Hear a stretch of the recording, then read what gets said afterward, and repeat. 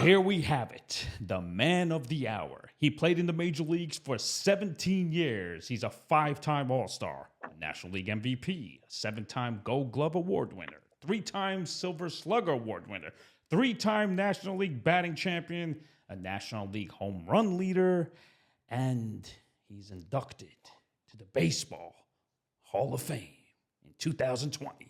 Please welcome Larry, the Canadian beauty, the handsome bastard that he is, Walker in the house. How are you, baby? Everything sounded pretty accurate until that last line. What'd I say? Handsome. You said handsome. What the hell was that? well, well, you are a good-looking bastard. I mean, let's get to Yeah. the point. The makeup lady just left, so I guess she did a good job today. Oh, did she? Okay. Yeah. Larry, first of all, listen, it's an honor having you, man. I was a huge fan of yours when I played college baseball. I actually met you way back my sophomore year in college, but I don't think you remembered back in where the Expos, their final year, I think it was in '96 in West Palm Yeah. Beach. Oh, yeah. That was forever ago. Right, exactly. So, Larry, let's turn back the clock. When I was at the, you know what? First of all, let me light up this cigar that I'm going to be smoking because this is my signature. And for you viewers just to let you know, Larry, who was this guy right here? Yeah, it in focus there. That's the Trottoir, the 33 Hold on, let me cigar see. Okay, so from the guys at San Giuseppe and the Dominican. Yeah, that's there awesome. you go. Look Good at that. Look smoke. at that. Okay, so let me light it up Listen, right that's now.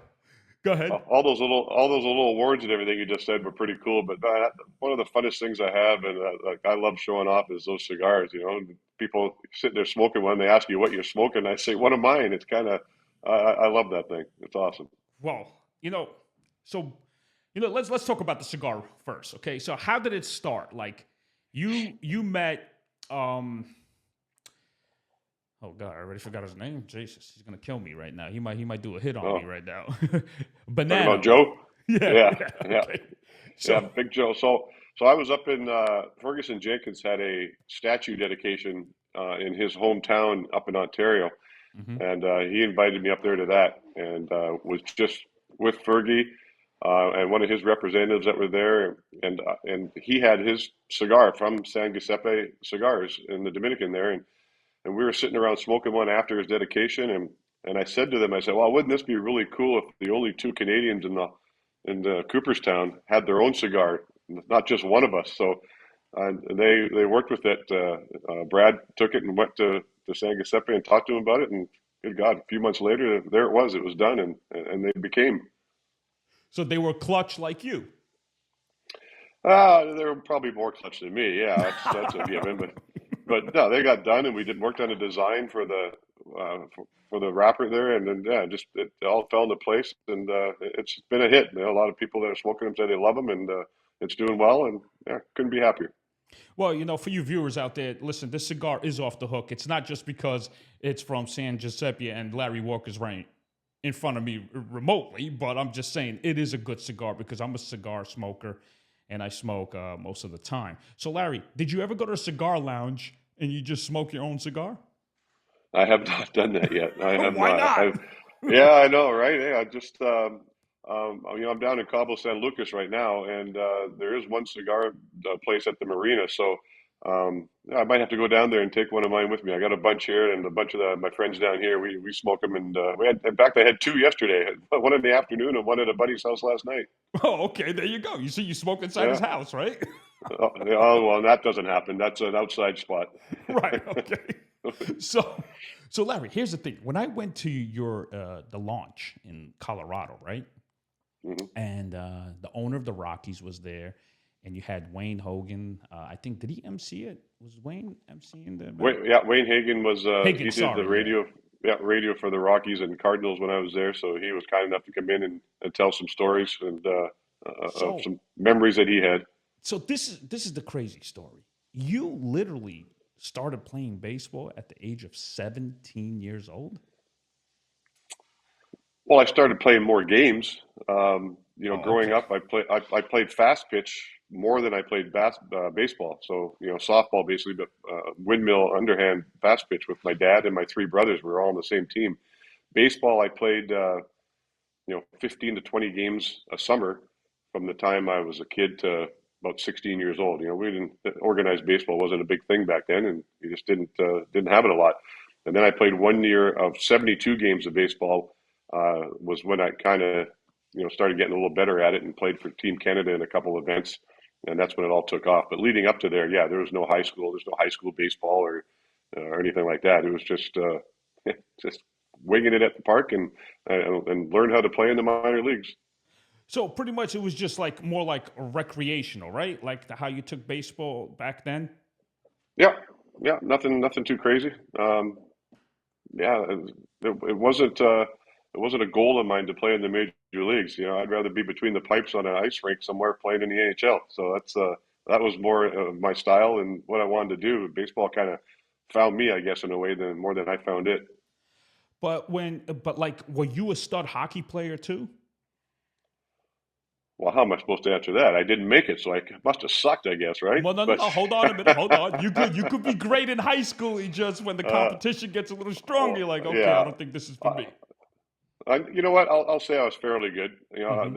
I tried out twice for a junior A team in Regina, and both times I was the third goaltender cut. So I got offered to go down to a different place to play, and I drove into that little town, and something in me said, "Don't do it," and I didn't. I turned around and said, "Screw this! I'm not doing hockey no more." And that's when baseball kind of came along. Was after that. So um, I got to. I had the honor to play in my hometown in Maple Ridge with Cam Neely, who's in the Hall of Fame, and his great years with the Boston Bruins, and I think he's still the president there. And so I always had that claim to fame is what all I can pretty much throw out there, other than my brother that played on two Memorial Cup teams with the New Westminster Bruins back in the '70s. So that was my hockey days. So Larry, let me ask you this. All right. So you get now. How did you get drafted actually from with the No, no, you Expos couldn't or? draft Canadians. Yeah, I couldn't draft Canadians at that time. I played at a World Youth Tournament in '84 and a college. I played for British Columbia against some U.S. colleges in '84 as well. And the scouts saw me there. I believe Jim Fanning was there, Bob McKenzie, another one. I can't quite remember all that, but Bob Rogers was the scout's name that came to Vancouver in the winter of '85, I think it was. And he came and met my dad and I at a hotel near the airport and said what their intentions were. And he said, we'll give you $1,500 US. So that was 2,000 bucks at the time in Canadian dollars. And I couldn't sign that damn piece of paper quick enough. 2 grand for me was huge. So off So I went. did your dad wanted that money, or he said, "All right, son, you can spend whatever you want"? Nah, shit. I bought my girlfriend a necklace and she dumped me a few weeks after that. So I kind of wasted the money on her. Oh my God, Larry, what the hell, man? Yeah, stupid love. Okay, so it was puppy love, right? She got you whipped, Yeah, and you were like, yeah, okay, whatever, I'll do everything for you, and then she gets rid of yeah, you, and you know what? At least yeah. you learned back then how your heart was Yeah, that broken, worked and out good. now Yeah. you're a man. You understand that? Oh yeah. There's another bullshit story you're telling. I'm just trying to charm you, man.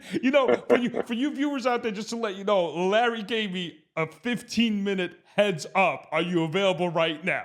So I could do Well, I'm no on the go a lot. research. Yeah, I keep forgetting to respond, and I get busy doing things, and I forget. I'm getting older, so I can use that excuse now. I'm old. I forgot. So Oh, okay, that's then true, right? I finally remembered, and I gave you 15 minutes. I thought it was perfect. Right. Yeah, you got a 15-minute. Can you do it? I'm like this. Oh my God. Okay. So Uh, so in the now you were with the Expos organization in the minor leagues. Were you like a natural hitter? Were you just like that natural athlete? Like how did it come? Did you work hard? Be honest, Larry. I mean, there's some guys naturally gifted. They don't have to work too hard. well, listen, I'm an athlete. That I'm aware of. So Mm-hmm. when I when I first played in Utica in gosh, I'm forgetting all the years now. I think it was '85, maybe '86, whatever. I think I hit 218 and with two home runs in a shortened season. It was a co-op team too, so there was five different organizations on this team. It's kind of where they set the misfits. and that's where I went to play my first year of professional ball. I sucked. I mean, I was horrible. I couldn't hit it out of the cage and bat in practice. I was making base running mistakes. I didn't know the rules. Just I was brand new. It's just like the first time I've ever played. And then I went to instructional league after that season and got better. The next year, the Expos still sent me to another co-op team in Burlington, Iowa, with the Royals. So I guess I still sucked, but at least I figured some things out after I did a five or six instructional leagues. I did a winter ball, so I really tried to learn the game.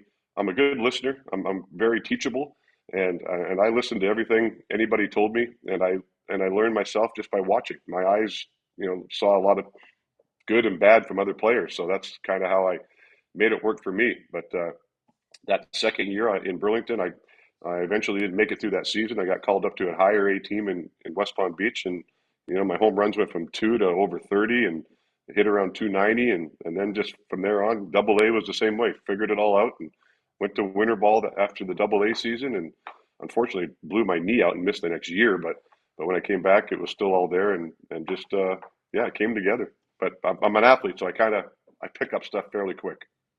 Okay, but with hitters, sometimes they say, "Oh, when you're doing something wrong, when you're in a slump, it's like, oh, you got to do this, you got to do that." Then there's too much shit in your head, and I feel like a lot of hitters, when you have too much information, it's not breathable for you in your brain. It's like the ball's coming 95, and then next thing you know, you got a nasty changeup at 78. You're like, "Oh shit!" Right? How did you approach that? Like, you didn't think? Were you looking for a fastball? Were you looking for a changeup, or you would just like see it, hit it, and that's it?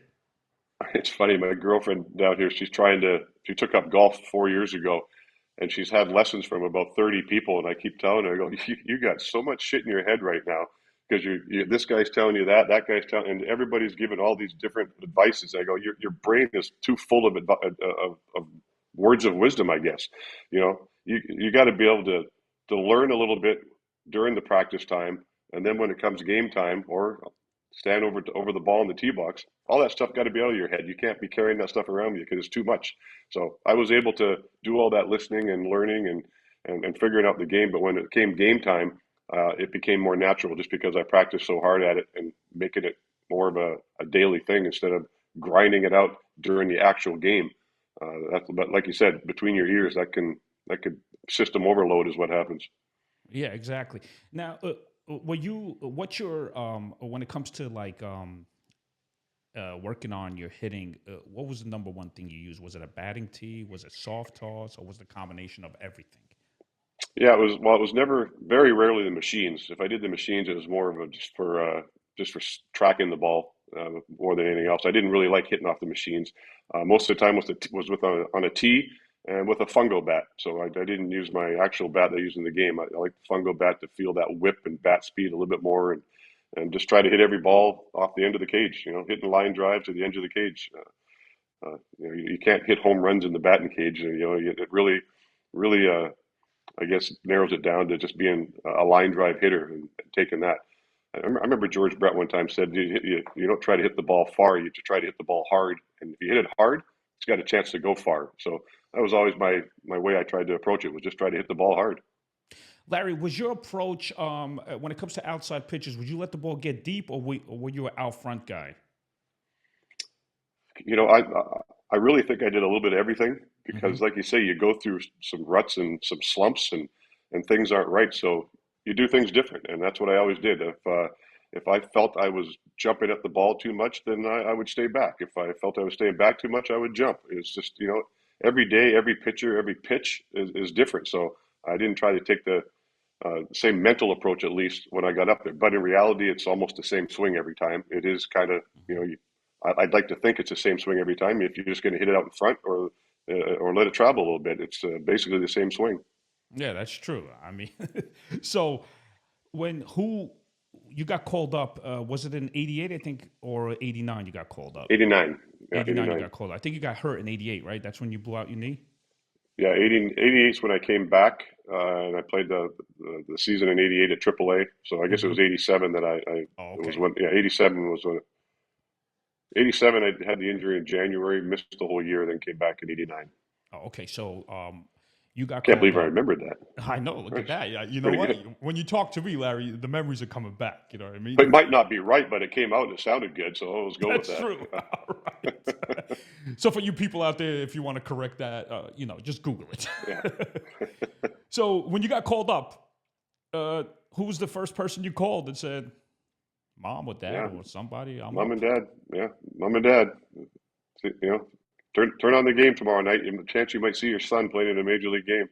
So who was So it that against? was San Francisco, Was it at or in Montreal? in Montreal. Okay, so Yeah, did in your parents Montreal, and did they come to the game? no, no, it's, Vancouver to Montreal is like LA to New York, so it's kind of That's a true, last right? minute thing, and having the funds to buy a ticket and do all that kind of stuff didn't exist. So, Okay, turn on the so TV and watch me in French or English, whatever one comes on. well, all that money went to that girl for the necklace. I get it, to your Yeah, ex exactly. girlfriend back in the days, right? Yeah, So you could I say, should have "Mom, flew Dad, I her can't out. afford it. I couldn't afford it." Should have flew her out to pay me back. Right, exactly.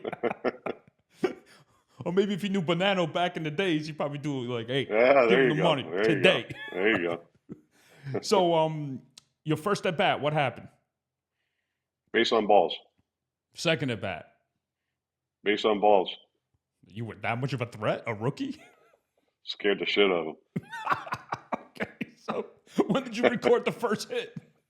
Third at bat. Oh, third at bat. Oh, wow, look at you. Okay, so Yeah, I got my second at bat. I got down to first, and Will Clark was at first. And after they walked me the second time, I got down there. He's like, "Holy shit, they're pitching you like you're Babe Ruth." So yeah, well, I'm left-handed. Larry, were you always an outfielder, or you also played first base? Since you're a big guy, well, you're a right-handed thrower, right?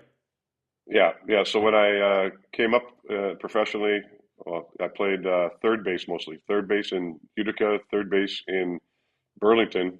But then Ralph Rowe, no, J.R. Miner was the coach, and he put the suggestion in that my arm was too good to be stuck at third base, and we should move him to the outfield.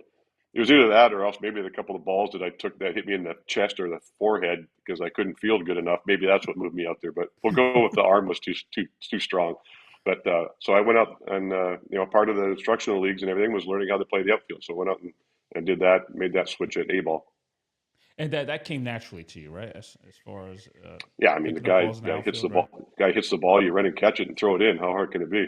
Well, I mean, listen, there's times when you hit a fly ball, the first step is back, right? I mean, that's the basic Well, shit, right? yeah, it didn't seem that hard to me. It seemed pretty simple. So I just went and did You it. know, that's what I enjoyed watching you, man. I used to, when I played college baseball, I was like, I used to tell my teammates, I love Larry Walker because look, he's not thinking, he's just reacting, man. Defense, offense, look at him. Yeah, He's just playing the game the running. right way, right? Like I say, run, catch it, throw it in, say hi to somebody in the stands, and then wait for the next guy. Yeah, that um, was it. any stadiums that gave you a hard time in right field, like booing the shit out of you on the road? Oh, well, Wrigley Field was, it's always good up there. You never know what you're going to get. So, yeah, there's times I wouldn't take a lot of batting practice sometimes, but Wrigley Field, I'd go out there, take batting practice, and then go out and field some balls just to not, just to field some balls like I always did, but also to get a feel for how drunk they're going to be already during batting practice and what I got to deal with during the game. So you got to get mentally prepared for some of those guys out there. It's me against 4,000 people yelling at me, so it's a no-win situation for me. The only way to shut them up is do something good at the plate. So has it ever happened at Wrigley? They're talking shit to you, and then when you come up at bat, booyah! You hit a ball to right center, gone, and they're like, "Oh Oh yeah, shit!" no, I had some really good games at Wrigley that would, that it made it a lot easier for me out there.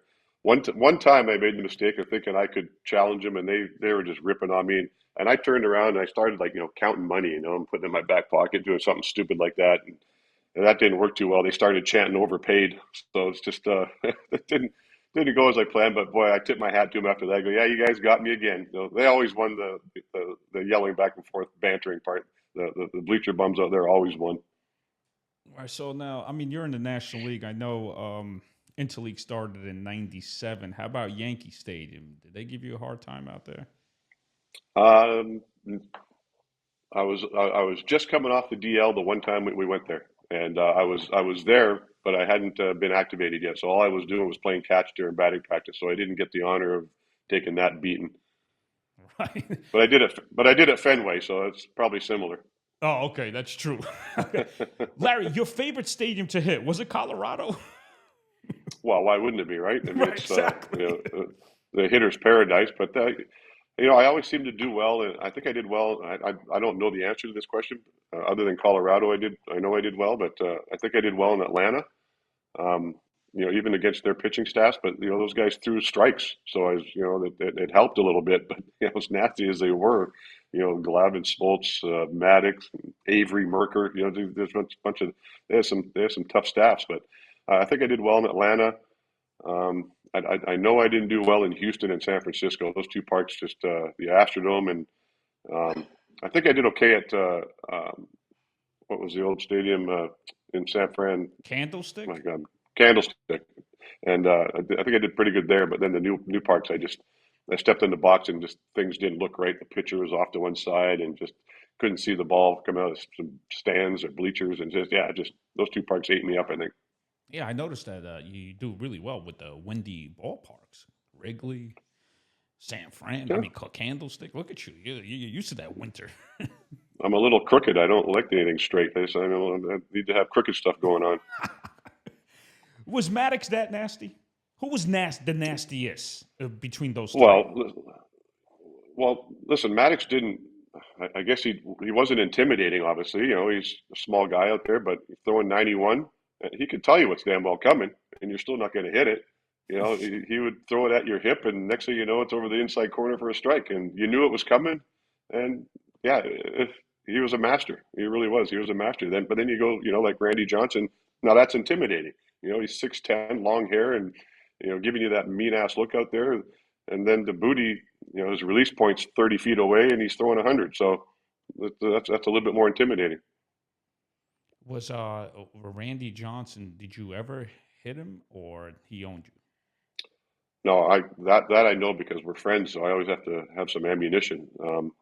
He hit me a few times. I took him deep one time. I hit 393, I think, against him in my career. Oh my And God! I in Colorado one game, I took him deep, and my next at bat, he drilled me in the elbow, and then he came up to the house for dinner after the game. I had a big welt on my elbow, and I always he didn't doesn't like fish, so I made sure that fish was prepared for him as we sat down at the dinner table.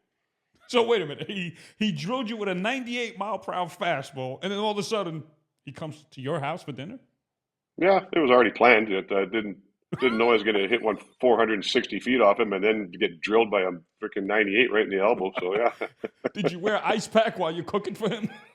Oh yeah, no, that thing was swollen up, and it's such a horrible spot to get hit because it just you can't bend your elbow. It's ridiculous. So yeah, he got me good, but I drilled him too. I did a double off him, but I hit a double off him, but the ball hit him right in the hip, or I guess the ass. I've got a picture of it where when he hit me, when I hit him with that line drive, and I drew a cage around it, like the batting cage for the pitcher to throw. And they had a three-stage picture of it that he signed, and just it was great. But he just wore it. This guy's so happy. So who was your great friend when you were with Montreal? Like the type of guy that you go out to dinner with, because you were young back then. I don't think you were Yeah, married yeah. back then, right? The a couple guys jump out at me. Mark Gardner was a good buddy. We did a lot of fun stuff together. John Vanderwall, the pinch hitter extraordinaire. But at the beginning, when I went to Cooperstown, it was COVID time during Cooperstown, and so I didn't get crazy. I didn't want to invite a bunch of people and cause all this. People didn't want to travel, so I invited one teammate. Some others came, but I invited one, and that was Tim Wallach, who was on the team when I was up there, and he kind of, it took me under his wings and made me feel comfortable, and we got along, and I was allowed to play in their reindeer games, and play cards with them and hang out, him and Mike Fitzgerald, Tom Foley, Spike Owen, these guys are just, it was a good bunch of guys that were led by Tim, so it was fun. Did you play with Rondell White too? Yep, the Rock, yep, sure did. And Another was great it guy. Grzelanic? Is that his name? Grud was there. Yes, I think Grub was there my last year in Montreal. Yeah, Mhm. Cliff Floyd, Will Cordero, Mike Lansing, Moises Alou, Marquise Grissom, John You Wetland. guys, You Ken guys had Hill, a yeah, squad, man. 94. I yeah, remember that year. yeah. Holy shit. Pedro was there starting. Who else? Butch Henry, Jeff Facero. Yeah, Hmm. we had a good young club, and everybody, everybody pitched in. We when the strike hit in '94, we were kicking some ass, and there was different people playing the hero at every game. So it was a Yeah. fun time until the strike. Now, Larry, with oh shit, I You just run had out this. of ammo right now, right? You're digging. You're, No, no, holy no. shit! I'm Hold on, not hold on. No, prepared. no, What the because hell? no, no. What the hell am I going to ask him now? No, no, no. I had no. I had this question. Shit. Okay. When it comes to baseball brawls, were you ever in a baseball brawl? I'm sure your 17-year career, but did you ever say, you know what? Let me knock this guy out. Did it ever happen? Wow. No, I mean, I charged him out one time. Mm-hmm. And, when Pedro Martinez is your teammate, you get in a lot of predicaments, right? So Pedro liked to come inside, we'll say, and on some guys. But we had a game against Pittsburgh, and I was he drilled somebody. I forget how it went down. I just remember coming to the dugout, and I was leading off the next inning, and I announced to everybody in the dugout, top step, because the first pitch hits me, I'm going out. So Blas Minor was the pitcher at the time, and sure enough, first pitch drilled me. So I warned the guys, if they get hit, I'm going. So I had to go. And then, charged the mound and got blindsided by Jeff King coming from third base. So that didn't feel too well. But I don't think I got any punches in. I can't remember. Oh, okay. So when it comes to retaliation, right? It's like you know you're gonna get hit, right? Like Hmm. because they go for the top hitter, right? Is that what they do when they say, okay, if someone gets drilled, we're gonna go for their number one guy? Yeah, When it that's comes usually. when it comes to that, who was your manager at the time? At that time was Felipe. And Felipe didn't care. Nah, the Expos did because I got suspended for 3 games, and the Expos said, "Okay, you're suspended. We're not paying you." So it's like, Oh, oh, okay, well, I stand up for my team is what it's not like I was came to the park today wanting to beat people up. It wasn't a thing. But that's how the game was played back then. It right. doesn't happen now. Guys hit home runs now, and they do the freaking Macarena going around the bases. And if you did that back then, you're going to wear it.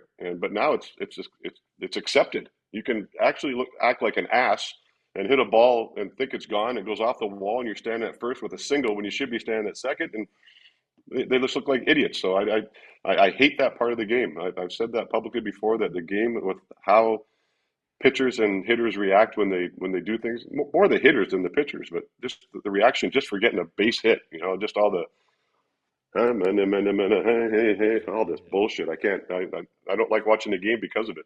Larry, what I can't stand is like they're in the playoffs or the World Series, and they're still doing their chitty chatty. When your guy hits a double and the shortstop or the second baseman's talking to the ball player, and I'm like, what are you doing, man? This is your enemy right now. Can you Yeah, please, I mean, like, have your moment and say hi and everything, because a well, lot you of say guys hi are friends, before the game. You say yeah, hi or before maybe you're while ex. Yeah, you BP, right? might be ex teammates, that Right. that you're good friends with. Maybe you still hang out in the off season. So I don't got no problem with that. You say a quick hello and everything, but just I don't know. The game's changed so much that it's hard for me to get through some games right now watching them. So I don't. You know what's crazy, Larry? If Tony Gwynn wasn't in the league, how many batting titles would you have won? Um, there might have been 2 other ones, I think. Um, Hmm. I joke about that now, that I was losing batting titles hitting 350, and now the league average is 240. So it's like kind of weird how the game's changed. Isn't that crazy, man? You're like, are you kidding me? Losing batting, you're losing batting titles, hitting 350. It's like, what? Right now, if you Yeah, played you in know the what? league, go ahead. Coming second to Tony Gwynn is quite an honor. So believe me, it's I consider those coming first, because Tony Gwynn was what an incredible human being, and obviously an incredible hitter. Yeah. So now with the Rockies, who was your guy? Who was a guy like you were really tight with? Oh gosh, yeah, I don't know if I throw one person on top other than, like I say, Tim Wallet, because that's when it all started. But Hmm. I throw all my teammates in the same bag, and that they're all meaningful to me. They're all friends, and But I don't like putting anybody over top of anybody else because I think we all meant something to each other in some way or form. So Has it ever happened you're at a bar and all of a sudden people are watching Sports Center and they're like, "Isn't that you right there?" That ever happened? Would you have any crazy stories like that? you mean if I all of a sudden I'm on the TV while I'm sitting there? Yeah, yeah, yeah. Like there's a Yeah, highlight and the guy's looking like, "Isn't that you?" or something like that. Did that ever yeah. happen? No, I don't recall one of them. It's Mhm. usually the thing that people ask your name and they say Larry Walker and they go like the Larry Walker. I'm like, well, yeah, I, I'm Larry Walker. I don't know what "the" means, but just my daughter had it happen to her the other day. My daughter, what did she do? Oh, she went to Costco to pick up something for me. The guy at the she said, "I'm here to pick up for Larry Walker," and the guy says, "The Larry Walker," and my daughter was just like, well. Yeah, I don't know. She said, I didn't know what to say to that. I go, it's my dad. I mean, he's the Larry Walker that I know. Yeah, I was just so threw her for a loop. It was the first time for her having that happen to her. So it's always funny. Some things funny here and there. Now, do people still recognize you like wherever you go? Um, that's part of why I don't do a lot of things. I don't, Hmm. some events I don't, I kind of pick and choose what I do because I like being able to walk around and not get noticed. I Right. don't want to have that microscope on me all the time. So it's a typical thing. If one person recognizes you, then word travels and then everybody knows. Yeah, but um, I look like everybody, so nobody can tell me apart. Okay, but here's the thing, Yeah, right, huh? right? But when you pay for dinner, right, and all of a sudden the waiter or the waitress be like, "Wait a minute, Larry Walker, isn't that the baseball player? Did that ever happen?" Well, it does. Yeah, you Yeah, see, there you go. yeah, yeah, And the next thing you yeah. know, the manager comes. It's on the house. Don't worry about it, right? Well, that has happened, which is screwy, right? Because we have enough money to pay for it. Why do I need it free? Give it free one to somebody that needs it, But Right, but no, exactly. you know, Larry, crazy. favorite city, like with the best restaurants on the road that you were like, "Oh yeah, I'm looking forward to this." Uh, you know, uh, I really enjoyed. I don't even know if it's still there, but going to Chicago and there was a sushi Japanese place called Ranja Japan Hmm. that was in Chicago. They used to go to. Man, and every trip in, I would make sure I go there at least once. It was a walking distance from the hotel, and yeah, that one jumps out at me first. In the off season, where'd you live while you played your whole career, 17 years in the big leagues? Where was home? In Montreal, I spent 1 year in Montreal during the wintertime, and because I wanted to try to learn French. Mm, Impossible language to learn, that's absolutely tough. impossible. Yeah, and not to boot. You go outside, it's 30 below. You inhale through your nose, and all your snot hardens, and it was just freaking cold. But Colorado, I stayed sometimes in Colorado Hmm. for the winters, but my main home was in South Florida. Oh, okay. And Larry, during the off season, did you lift weights? Were you that guy, or you were like just stay in shape? Yeah, no, I was not that guy. I was not a big weightlifter, never have Hmm. been, but I've been very flexible, and I like to keep my flexibility. So that was a big part of my game. Uh, Sometimes I didn't even pick up a bat until a week before spring training. So you get enough reps in spring training to get ready for the season. I don't need to be doing a ton more. So, but there was a couple of winters in Colorado where I'd go to the ballpark and I did a lot more. I did some lifting, and as I got a little bit older and swung the bat a little bit sooner. But for the most part, yeah, it was just grip and rip. So in your 20s, you're like, I'm just showing up at the ballpark 3 hours Yeah, before, and I'm good to go. that was it. Yeah, pretty simple. While you have guys, but did you ever have teammates like they overanalyze their swing and all that stuff, and they're looking at Oh God, yeah, videos? Yeah. yeah, yeah. The video part was I know Tony Gwynn did a lot of video. We did a thing on hitting with ESPN, did an hour show on hitting, and I think I spoke like 6 minutes of it. Tony spoke the rest about what he does and what he goes through. Um, for most of the video I watched was videos of me just getting hits. I didn't sit there and break down the swing too much. If I was doing something wrong, I knew what I was doing wrong, so I knew how to fix it. But I really liked watching me get hits. That's that mental part of it where I want to build Mhm. my confidence up. So I want to see me doing good stuff. I don't want to watch me making outs. That's negative stuff for me, and I didn't do it. But like as well, you got to go, Larry. Is that what it is? Just Well, my you let me. professional golfer. My professional golfer just got home. Oh well, you let me know. You let me know when you give me a 5 minute cue. How's that? All right, 5 minutes. Oh, that's it. That quick. Okay. Okay. Look at that. I get no love. Plus, you're running out of shit to say right now too. I know you are. You're digging hard right now. Listen, when Next question is gonna be what's your favorite car or something. Now I already no, feel no, it no, coming. I'm not none of that stuff. So, all right. So, after games, did you go home or did you hang out with the fellas? It varied. Mhm. After wins, it was easy to hang out and whatever, sit around, chit chat. Um, some days you didn't. It's just a feeling thing. Day game the next day, you typically didn't stick around. You got out of there as quick as you can so you can get home to get some rest before you got to get up and do it again. But there was always something. Obviously we ate after every game. We'd always sit together, and you're always at a table sitting with somebody on the team eating. So there's always that. But much easier to do anything after a win, that's for sure. Okay, so I'm gonna go really quick on this one. Shittiest clubhouse out of your 17-year career? Um, for what reason? Because the I'm food talking sucked, or the clubhouse sucked, or the clubhouse sucked, the shower sucked, and the food sucked. Give me an all-around oh boy. clubhouse. Um, Let me see. Wow, God, I keep going back to Wrigley Field, but it was really small. Wrigley Field was tiny, tiny little clubhouse. Until they did a little bit of expansion one time, but it was a small clubhouse. Um, I mean, I could probably sit here and name 9, 10, 11, 12 clubhouses where the food sucked.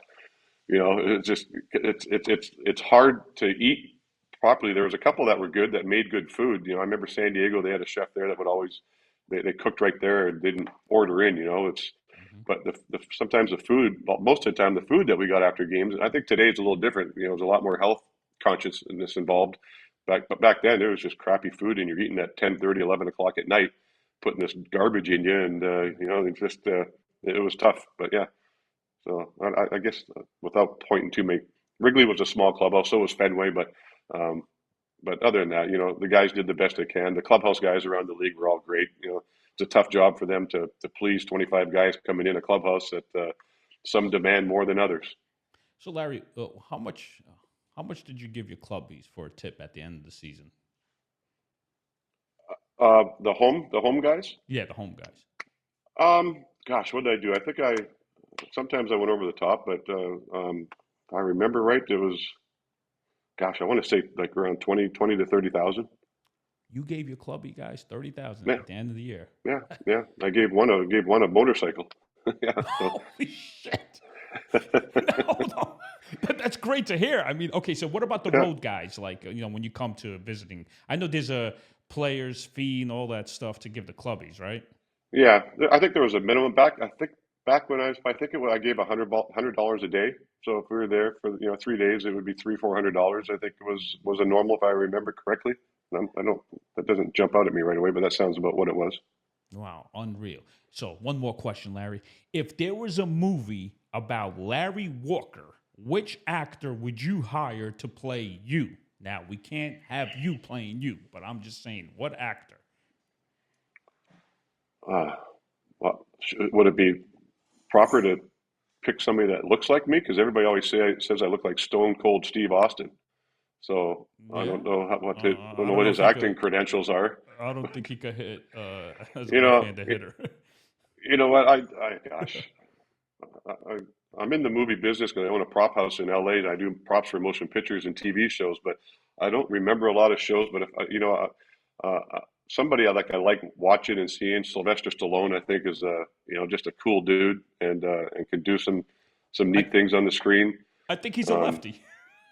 yeah, see, there you go. I think No, he's a so yeah, lefty. I like him, but gosh, yeah. There was one other actor that I really liked, and I think he just passed away. He was always in the gangster movies, and I'm drawing a blank on his name. Oh, So, Ray Liotta, Ray Liotta. Yep, the Ray Liotta was, Goodfellas, was right? one I liked. Yeah, yep. So big fan of his. So let me guess, that was one of your favorite films, Goodfellas, right? Well, those a lot of those gangster ones that they used to do. You don't see those movies so much anymore. At least Nah, the quality of those ones were. So I enjoyed watching them. yes. Well, Larry, Yeah. listen, I know you got to go. Thank you for giving me the time. I mean, you made my day, man. Yeah, I appreciate it, Eddie. He did pretty good for just winging it. So next time I'll give you a 20-minute leeway next time if Oh we do yeah, this oh again. yeah, 20 minutes. So from 15 minutes to 20 minutes. I'm bumping you up. I'm bumping you up, buddy. Okay, before we go, but what are you doing now, Larry? Besides, probably appearances. I don't know. What are you doing now? Like that was interesting what you just said about the props with the Yeah, movie well, business. that's a company I had out there called the Ham Prop Room in LA, and you can look it up at hpr.com, and I've had that for 25 years, so it's a neat little thing.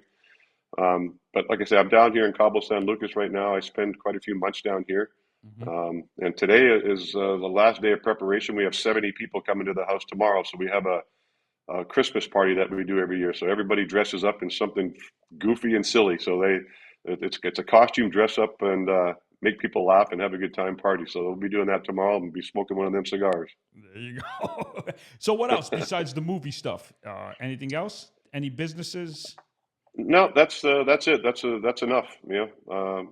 Do a lot of golf. I golf down here a lot. The PGA event, the WWT Worldwide Technology event was here a few weeks ago, and they play at the course here, El Cardinal, Tiger Woods' first course that he did, and I have a buddy that plays in it, Taylor Montgomery, out of Shadow Creek in Vegas, and unfortunately, his dad, who caddies for him during this tournament, got a little stomach virus after 9 holes, and I went in and caddied for the tournament. So something I haven't done at that level, and it's not an easy course to walk either. It's a little gradual climb that goes up a while, but made it through the pro-am on Wednesday, which I walked, and then did 9 holes Thursday and 18 Friday, Saturday, Sunday with him. So quite a big Wow. honor to do that. So yeah, so So he so made the hold on. cut, and then we got to continue. So it was awesome. I had a great time to be inside the ropes and hear what they say and how they talk, and what things that these professionals do. It was pretty cool. So on the green, when he says, "What do you see?" What do you tell him? Right to left, depending Yeah, on your speed. I stay away from him. He knows how to read them. I'm not gonna. I told him if he needs any help, let me know. But Taylor kind of he's good on his own. He reads his putts. He's an extraordinary putter. Hmm. Short game's unbelievable. Yeah, he didn't get off the tee very good during this event. That cost him a little trouble. But he's going to be a talent that's going to be around the game for a while. And he's just a great guy, unbelievable human being. Did you ever experience the Masters? Do you ever go? Did you ever go there? I went one time. Yeah, I went one time on a Sunday the year that Spieth won. I was there for that, Mm, and okay. those caddies walking that course, that's something they said. That's a climb. And what's your handicap? Right now I'm 4.4. 12.4? 4.4. Oh, 4.4. Holy shit, Larry. 4.4. Okay, you can hang, baby. You can hang. All right. Yeah. On that note, I'll let you go then.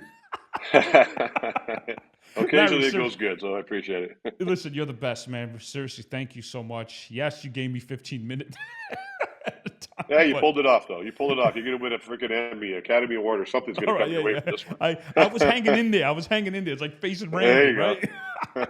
go. Larry, listen, you're the best. Keep in touch, man. Seriously, I enjoy. If you ever come to New York, let me know. I You got you. got I it. got a jazz bar opening up in March in the West Village. Oh, there we go. I'll Yeah, come down there and shake it up a bit. make sure, and I'll put you on the saxophone. Yeah, perfect. All That'll get right. everybody out the door. All I right. appreciate it, Listen, Eddie. Thanks for tell having me on, man. I tell appreciate it. tell your girlfriend thank you so much. I communicate with her and you. I thought you were gonna Yeah. big league me. I'm like Donna. Nah, I just shit happens, right? That should happen. Forrest Gump. Shit happens. Yeah, that's it. All right. Thank you so much, All right, Larry. You're man. the best, man. Enjoy it. All All right. right, and have fun at Cheers. that Thanks. party. I will. Thank you, man. All Appreciate right. it. Take Got care. it.